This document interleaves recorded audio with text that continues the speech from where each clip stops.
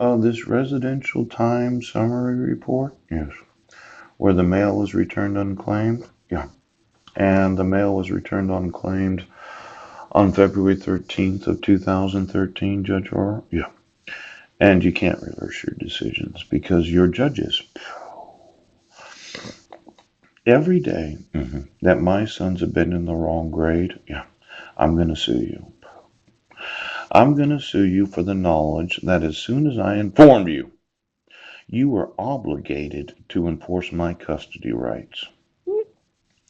Now, I've been on trial for the better part of the last 3 years for the allegation of violating your protection order when you had the evidence that I wasn't in Squim and I wasn't in Brennan. Pooh, pooh.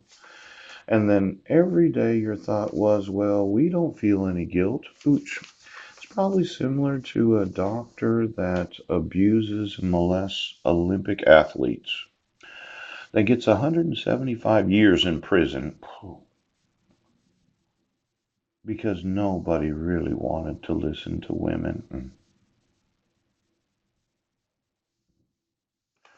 Women are having a problem with how society views them. Seems like I'm having a problem with how society views me. Pooh. Now, this, I was actually in Port Angeles on December 31st of 2015. Yes. I was not at North Swim Avenue. Yes. And I did email, one email. But the truth of the matter is, it wasn't domestic violence or child abuse. It said, give me every IP address in the world. Yes.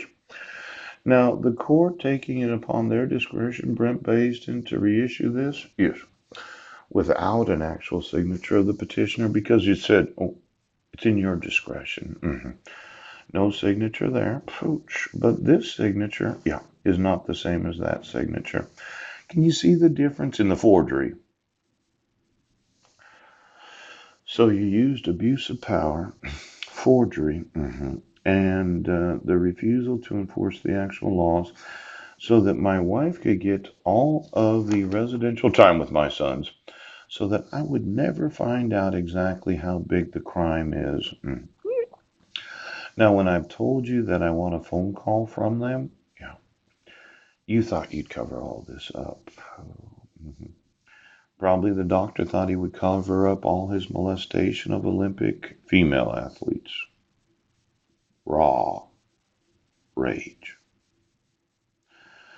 Now, I'm going to use this experience, yes, to do certain things in the United States, and you're going to have to let me do them. I'm going to change the judicial system so that no judge right now will ever find a person guilty of an adult crime unless they were an adult at the time of the crime. I'm going to change the actual prison system of the United States so that those that are still maturing, yes, they can learn from their crimes, yes, and they can be matured so as to not be institutionalized and then they won't go back to prison. And for those over the age of 25 that commit any crime, they have no excuse. They can go to prison. They can spend the maximum amount of time in prison. See, when you're over 25, you're mature enough to understand exactly what you're doing. Are you mature enough today, Sheriff? Now, thou shalt not bear false witness against thy neighbor. Thou shalt not covet thy neighbor's house. Thou shalt not covet thy neighbor's wife, nor his manservant, nor his maidservant, nor his ox, nor his ass, nor anything that is thy neighbor's. False witness. Residential summary report. My wife said I was crazy, but I'm not. You issued a protection order without jurisdiction of law, and you issued a dissolution of marriage without jurisdiction of law. And then when I inform you of the crime, you decided, well, we're just not going to do anything. Then you made up additional crimes where you did bear false witness against myself as thy neighbor. Ooch. had me arrested for crimes you did know I had not committed. Poof. Where I wasn't as women, I wasn't in Brennan. Poof. Oops. Now you've been coveting, haven't you? You've been coveting. You're in the family and you're never content with what you have. You always have to take something that belongs to somebody else. The assets that you have, Sheriff, where'd you get them? Did somebody,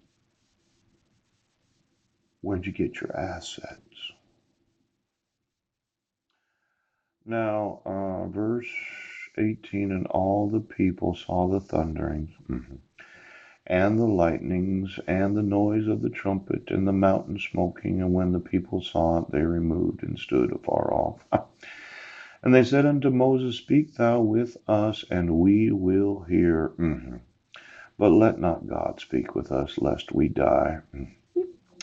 You know, there have been anointings where, in fact, I thought about an experience. There was a person named Manny Mufasa that was an actual good friend of mine.